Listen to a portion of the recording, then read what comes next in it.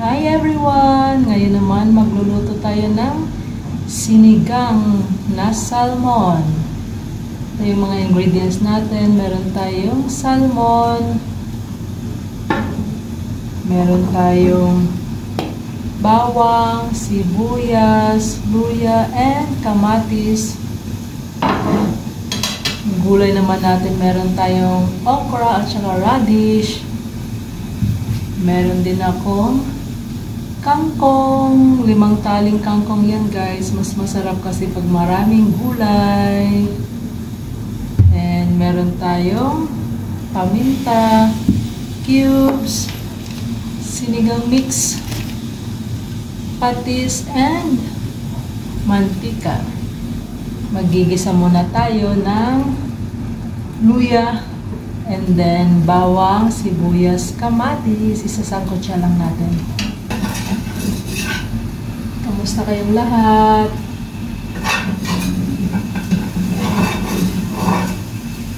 Lalagay lang ako ng mantika.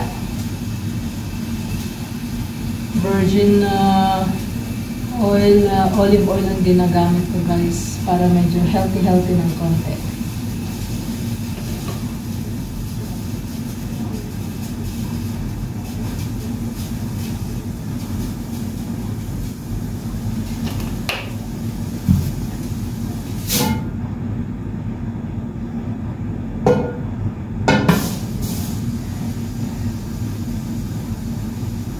Once mainit na yung mantika, maglalagay tayo ng luya.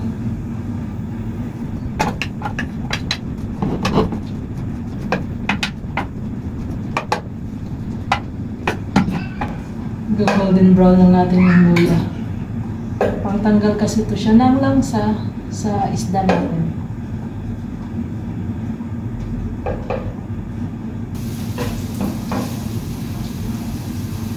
Bango ng luya.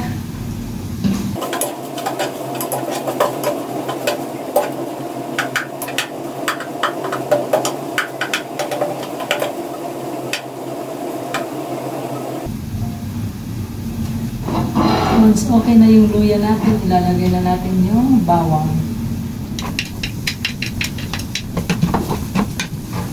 Hintayin lang natin mag-golden brown ng konti yung bawang natin.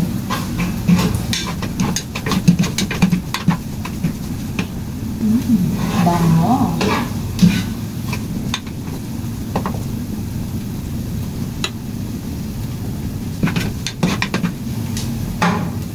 Lalagay na naman natin yung sibuyas.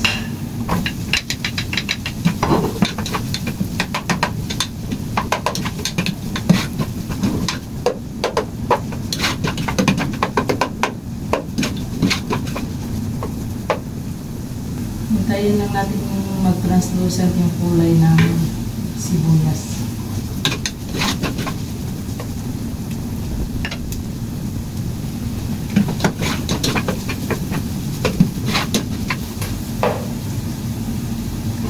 Lalagay naman natin yung kamatis.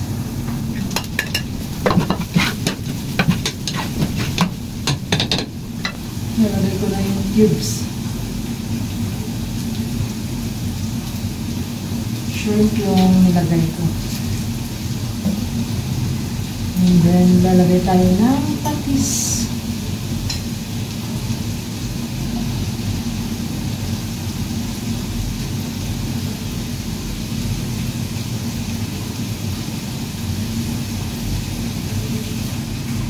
Ito guys, depende sa panlasa mo. Then, paminta.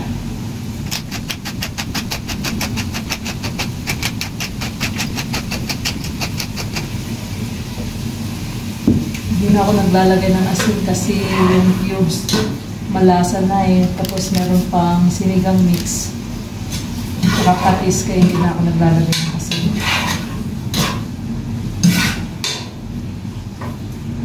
Sasangkutsa lang natin to and hayaan mo na kumulo para kumatas yung kamatis.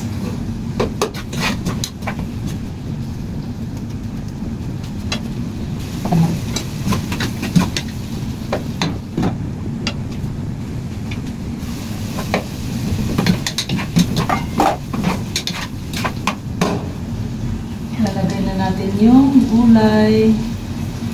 Meron tayong okra and radish.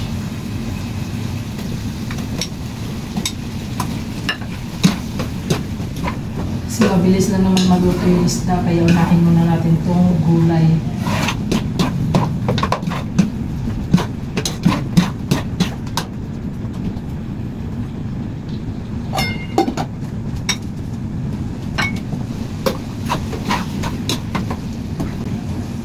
Lalagyan na natin yung isda.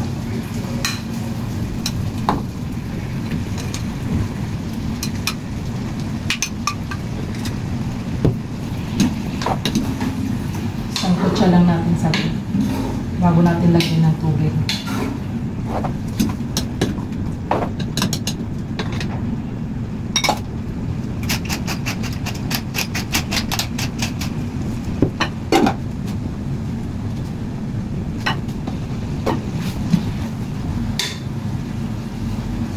Lalagyan na tayo ng tubig.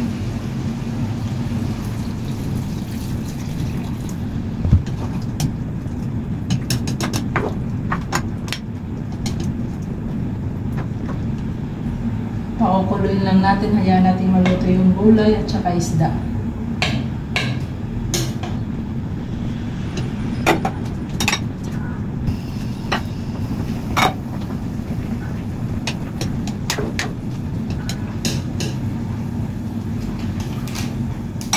Kumulo na, pwede na tayo maglagay ng sinigang mix.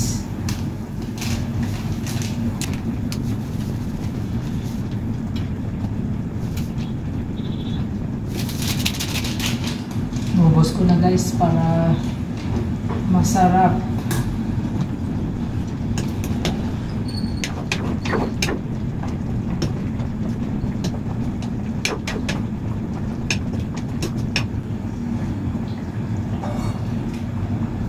Pakuluan natin sa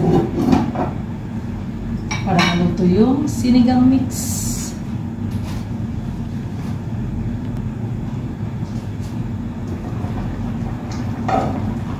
Tikman muna natin guys, baka may kulang.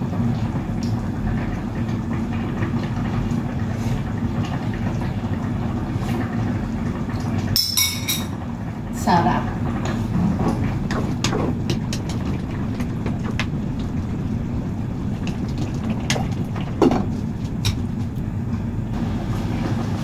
Lagyan natin ng isang sili guys para medyo maanghang.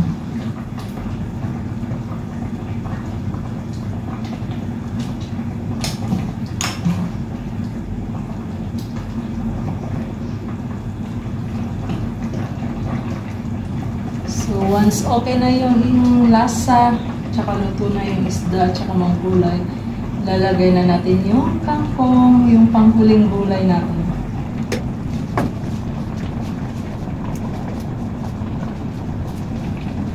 Wonder how yung isang tali nito guys, parang 15 pesos sa Pilipinas. Mahal, di ba?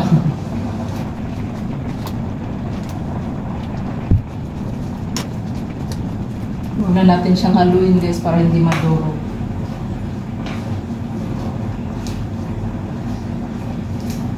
Ganyan lang natin siya para maluto.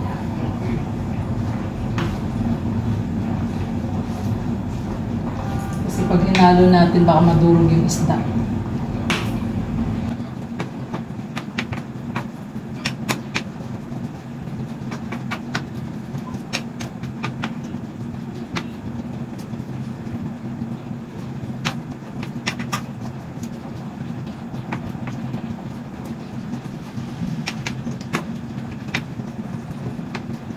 Masarap kasi pag maraming gulay.